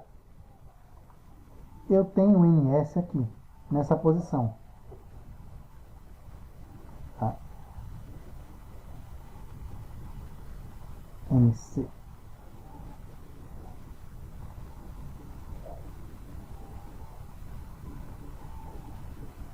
Ele não vai achar. Aqui é o exemplo do caso que ele vai tornar menos 1 quando ele não acha, tá? Enfim, eu posso buscar, vou dar aqui print, find, opa, oh meu Deus do céu, lista na posição 1, find, NS, a primeira ocorrência. Ele encontrou uma ocorrência. Quando eu passei aqui NS, eu passei um texto, ele achou aqui uma ocorrência desse cara aqui. Tá? Aquilo que eu estava dizendo, se eu quero saber o índice da nossa busca,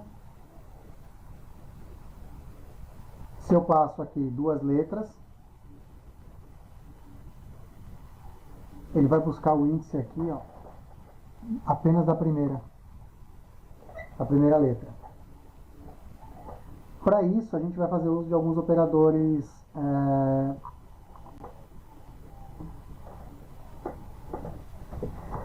alguns operadores que a gente tem aqui no Python, eu posso buscar, por exemplo, eu quero saber se NS, é, se NS está contido em algum lugar. Então eu posso fazer assim, NS em lista na posição. Ele vai me retornar que sim, porque existe esse conjunto de caracteres. Então, como eu estava te falando, Wesley, a gente usa muito dependendo do contexto que a gente está trabalhando. Às vezes eu preciso buscar alguma coisa, por exemplo, talvez no cenário de vocês de forense, vocês querem buscar algum, por exemplo, algum tipo de código. Então você pode armazenar é, dentro de uma estrutura de uma lista, por exemplo, um tipo de código que representa alguma coisa, um tipo de nome, que representa alguma coisa significante para você. Né? Então você vai lá, por exemplo, um código de erro, por exemplo. Né? Eu tenho os logs que geram código de erro, eu posso pegar esses logs, por exemplo, e armazenar dentro de um objeto. E depois eu quero saber se um log específico, por exemplo, um log de segurança que tem um código tal, se ele contém lá dentro. Né? E aí eu mando dar esse find, para não perder tempo executando operações que não vai executar nada porque aquele código não existe lá dentro. Então eu posso usar desse método do find para saber se aquele código está lá dentro daquela estrutura. Se tiver, aí eu vou buscar aquele cara e vou fazer uma operação com ele. A gente usa, por exemplo, para buscar palavras, como eu falei, mas para saber em que posição aquela palavra se encontra. No find, ele vai me trazer não a palavra em si, mas vai me trazer a posição, a primeira ocorrência dentro de uma string. Então, em que posição, em que índice eu encontro aquele cara. Tá? O detalhe é que se eu passo um conjunto de duas letras no find, sim, também. Quando eu passo um conjunto de duas letras aqui, o que ele vai me trazer? Quando ele encontrar, ele vai me trazer o índice dessa primeira posição e não da segunda. Tá? Então, sempre que eu passar complexo, assim, com mais de uma letra, ele vai me trazer a posição da primeira letra.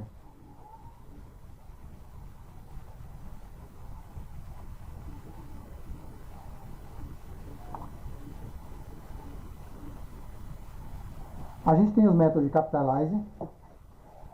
O capitalize ele vai transformar, ele vai retornar, ele não muda a minha string, ele não muda a minha variável, mas ele me gera uma cópia daquela variável com a primeira letra em maiúsculo. Então eu vou usar esse exemplo aqui.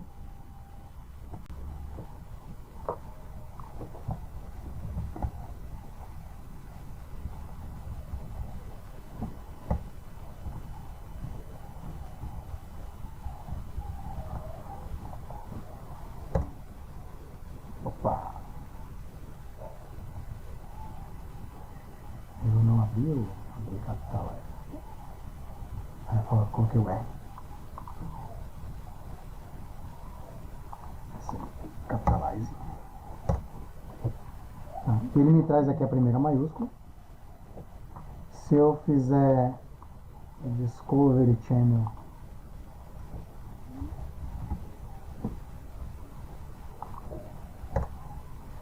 ele só vai me trazer da primeira.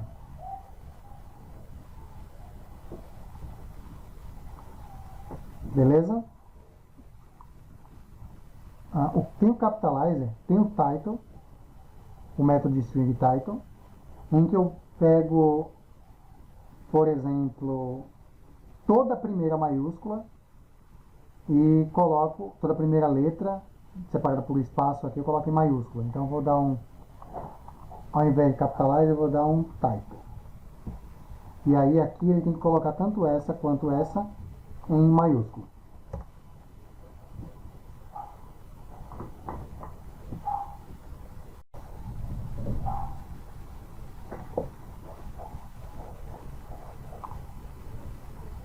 Os métodos que a gente usa muito é o upper e lower, que são uppercase e lowercase.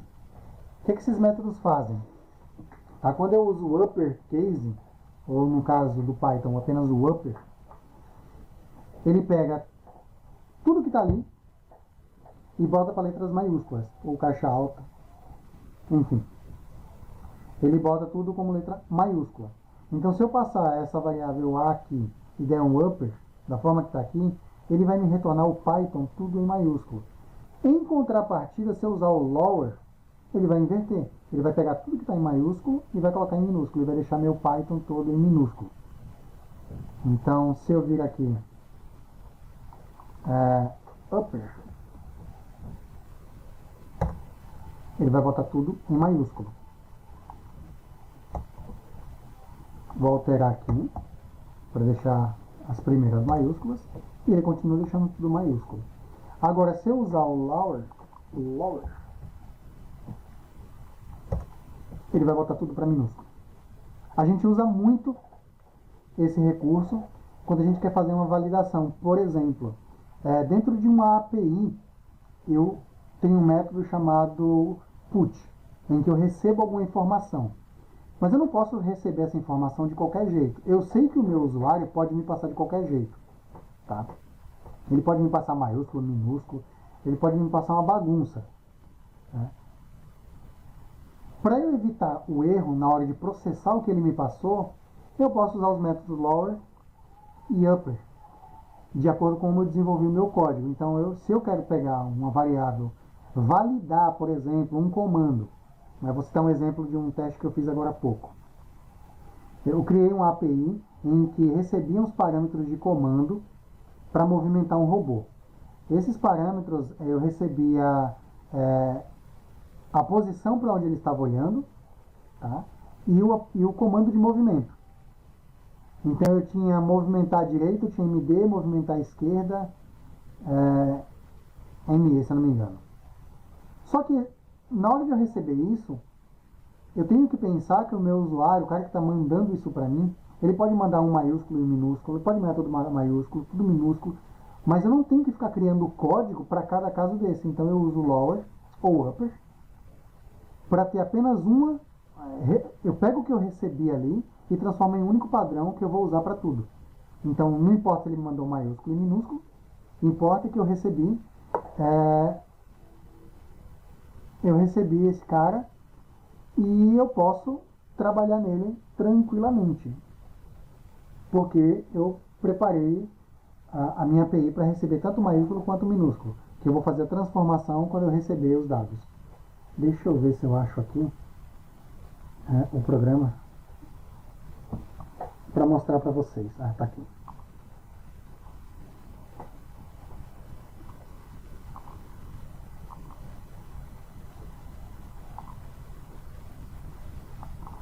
Estou com esse programinha aqui, onde eu criei a API. E aqui, ó, eu vou chamar a API, tá vendo?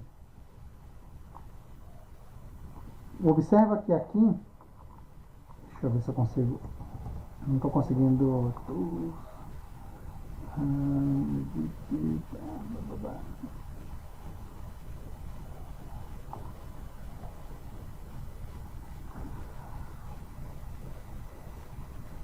Font size.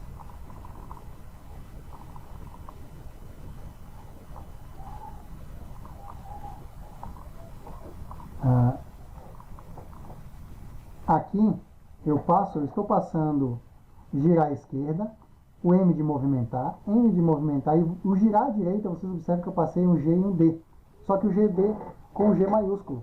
E o outro movimento que eu estou passando, eu mandei ele aqui para movimentar com M maiúsculo. Então, se o usuário me manda isso, eu converto isso dentro do meu código para tratar da forma que eu tenho lá dentro do meu código. Se eu estou trabalhando com tudo minúsculo, eu vou usar o lowercase. Então, tudo que eu receber vai ser transformado em minúsculo. E se eu estou trabalhando com maiúsculo, uppercase. Então, eu posso fazer a chamada.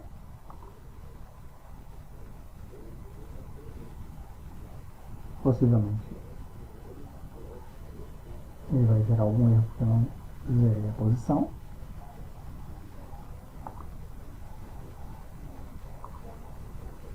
Coordenada atual.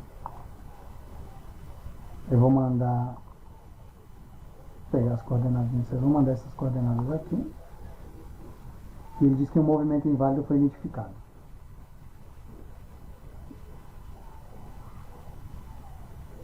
Tá? Então eu mandei, mas ele deu inválido por quê? Porque eu começo na posição 0 e eu mandei ele girar à esquerda, se movimentar. Cadê a posição atual? Aqui eu estou na produção.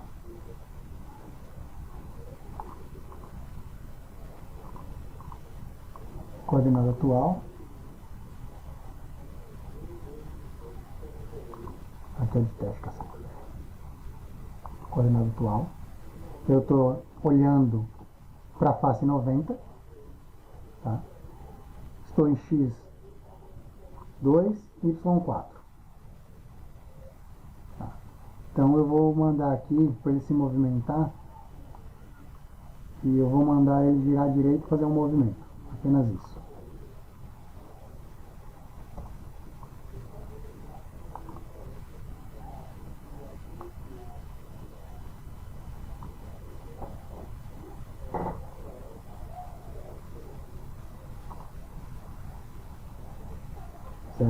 Se eu girar à esquerda, se eu estou olhando no 90, eu estou para cá, girar à esquerda, olha para cima, teoricamente ele deveria funcionar.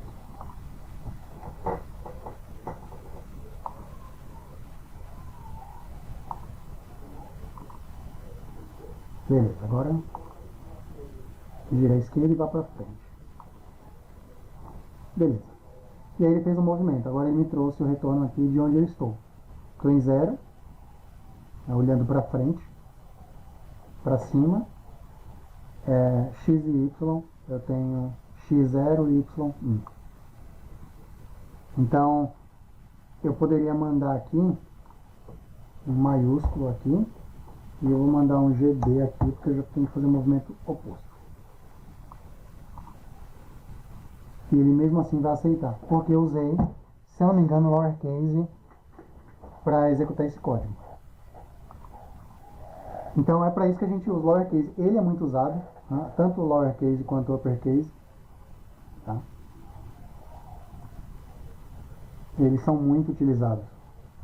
A gente usa com muita constância no dia a dia. Tem o swapcase.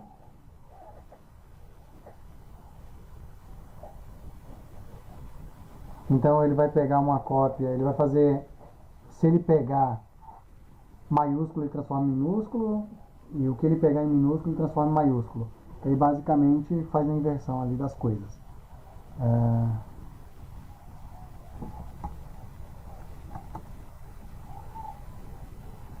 Swapcase.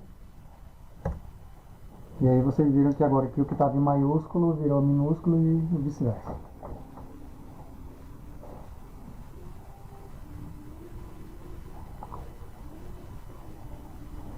Outro método que a gente usa muito é o método strip, que ele remove, ele faz o fatiamento ali, ele pega o meu início e fim aqui, eu deixei um exemplo aqui, em que eu deixei um espaço e eu dei um strip e não passei nada para ele. Ele vai pegar tanto no início quanto no fim. Como eu não passei nada para ele, o que ele vai fazer? Ele vai eliminar esses espaços em branco. Se eu botasse para ele eliminar aqui o T, se eu passasse um T aqui, ele iria remover o que vem antes e o que vem depois.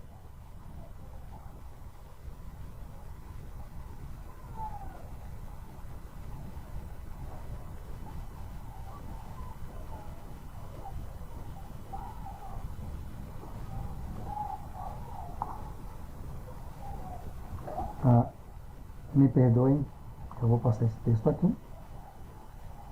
Vou ter que remover da gravação. E eu posso usar aqui para remover, por exemplo, um exemplo do uso do strip. Tá? O strip, vou dar um strip aqui. Dizem que ele não mudou nada, mas eu vou dar um espaço aqui, vários. e ele não deixou com espaço. Eu vou tirar o método strip aqui só para vocês verem, tá? Como que vai ficar essa string aqui. Observe que tem um baita de um espaçamento aqui, que foi o espaçamento que eu deixei. Mas quando eu uso o método strip, ele simplesmente remove esses caras. Da mesma forma, se eu tiver à direita, ele também vai remover. E se eu passar, por exemplo, aqui para ele um D,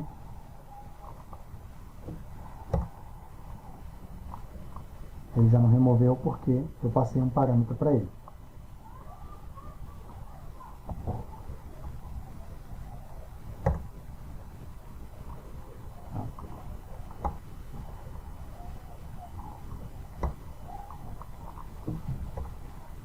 Como eu passei um parâmetro e nas extremidades eu tenho um D aqui, ele removeu. Se eu botar um D aqui, ele não remove porque é minúsculo. Mas se eu fizer assim, ele remove. Tá? Então, eu posso, quando eu estou lendo o arquivo, de acordo com a formatação, a gente tem muito problema com quebra de linha. E aí, às vezes, a gente pega muito aqui, na leitura de um arquivo, um espaço em branco. Porque a quebra de linha do Linux é diferente da quebra de linha do Windows. Então, de acordo com qual sistema foi criado, vamos dizer assim, eu posso ter um espaçamento aqui, uma quebra de linha aqui, um /n, por exemplo, aqui no início, ou um /n aqui no final. E quando eu quero quebrar o /n, eu tenho que fazer esse cara aqui. Né?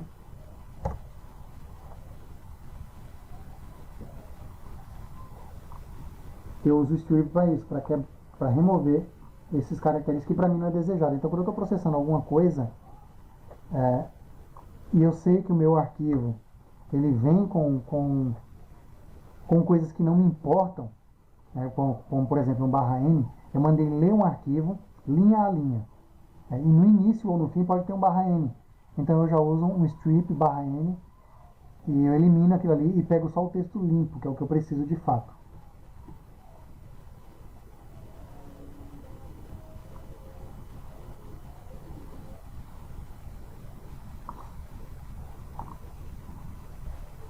Aí eu tenho o rstrip e o lstrip, tá?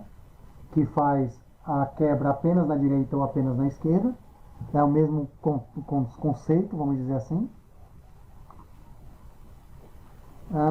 E eu tenho o format, que eu uso muito, eu estava usando agora há pouco, vou mostrar para vocês.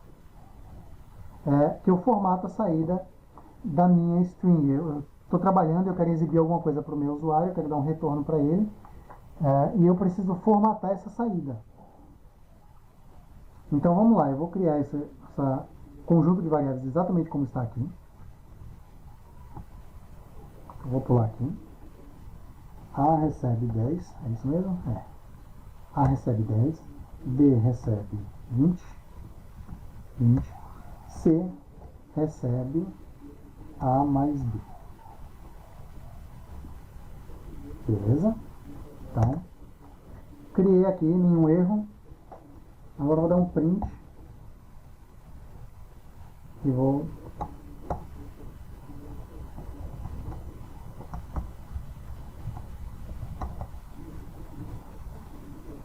igual a C. Se eu der um print nisso, ele vai me trazer apenas o texto. Como que eu vou fazer para apresentar a minha variável C aqui, a soma de que é a soma de A e B, dentro do meu print, que eu estou retornando para o usuário? Eu uso o recurso do format. Tá? Eu tenho essa forma de usar aqui, onde eu vou passar para o meu A entre chaves, e aí vocês veem aqui que ele já mudou de cor. A minha chave ficou em verde, porque ele entende que isso aqui agora é uma variável e não um texto. Tá? Então aqui eu disse para ele, olha, isso aqui são variáveis. Eu dou um ponto format, e dentro do meu ponto format, eu estou passando aqui A na mesma ordem, B e C. Quando eu imprimir isso aqui, opa, vai entrar o format.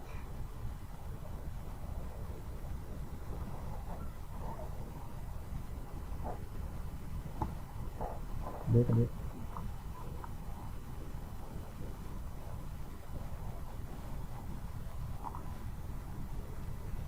É isso mesmo.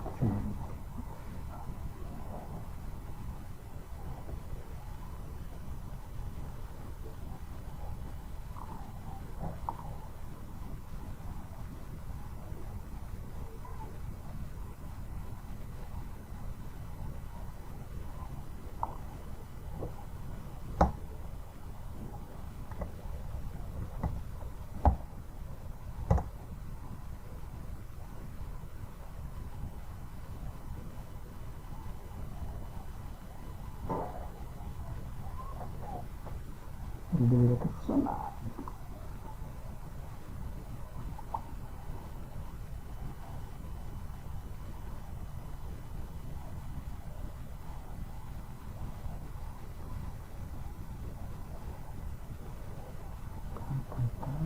Format.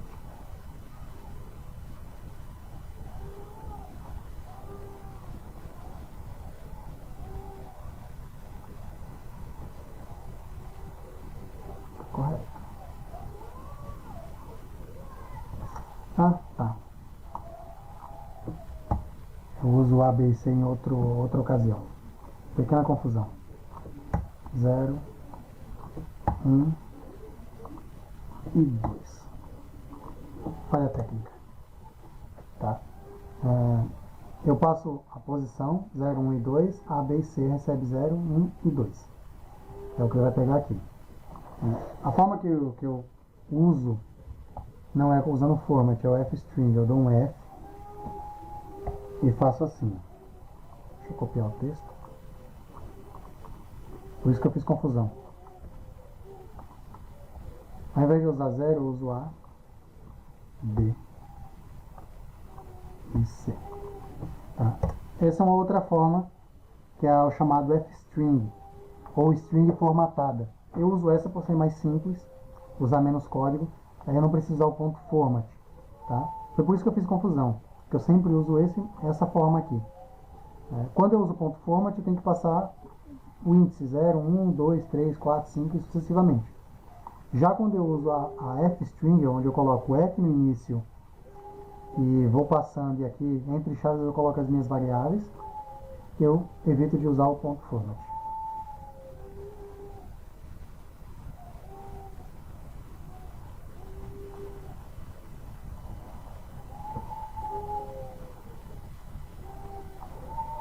Beleza, pessoal? Deixa eu ver aqui, que isso é o chamado de f-string, eu acabei de falar para vocês, tá? Que é o que eu uso com constância, ou interpolação, é o outro nome que é dado. Enfim. Beleza, pessoal? Dúvida até aqui? Já 2 horas de live só para a gente falar dessas estruturas bem básicas.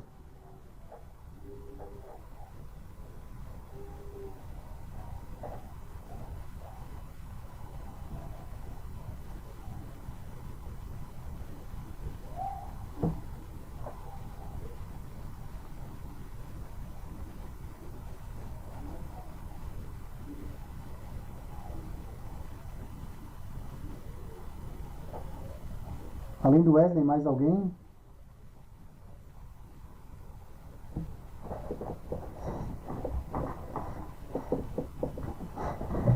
Pessoal, dá um feedback aí, porque senão eu não vou saber se vocês estão ouvindo.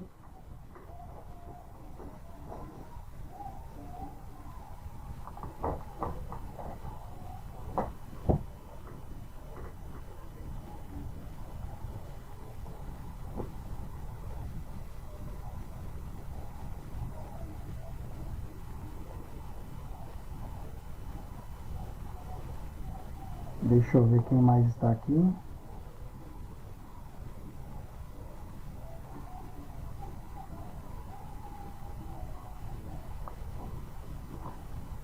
Beleza. Tranquilo. Eu vou parar, pessoal, porque já faz muito tempo que a gente está em live.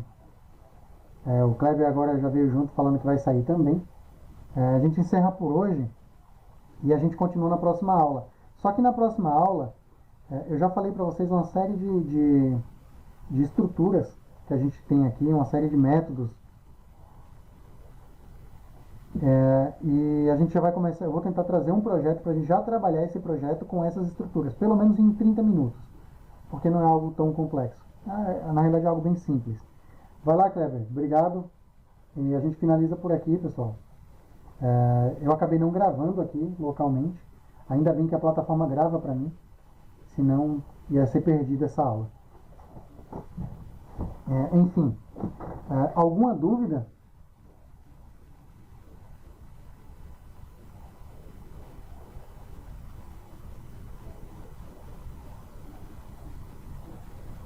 Lá no grupo do WhatsApp, vocês me dizem a melhor data para a gente fazer a próxima aula, se vai ficar sendo sempre às terças e quintas fechado. Eu já pré-agendo aqui na plataforma.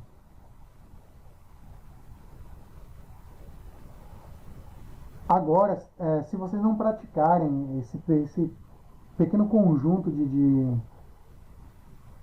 comandos que a gente tem aqui, a gente acaba que não vai fixar esse conteúdo, tá?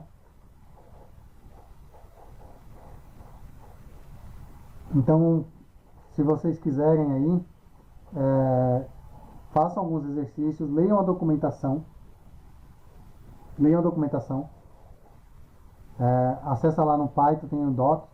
Lá você tem todas as informações. Tudo que eu tirei aqui foi da documentação.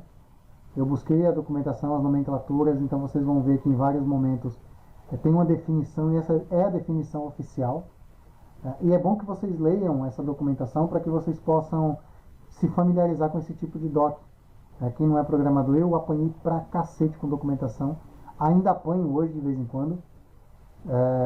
Só que bem menos, né? Para entender como as coisas são estruturadas. Tá?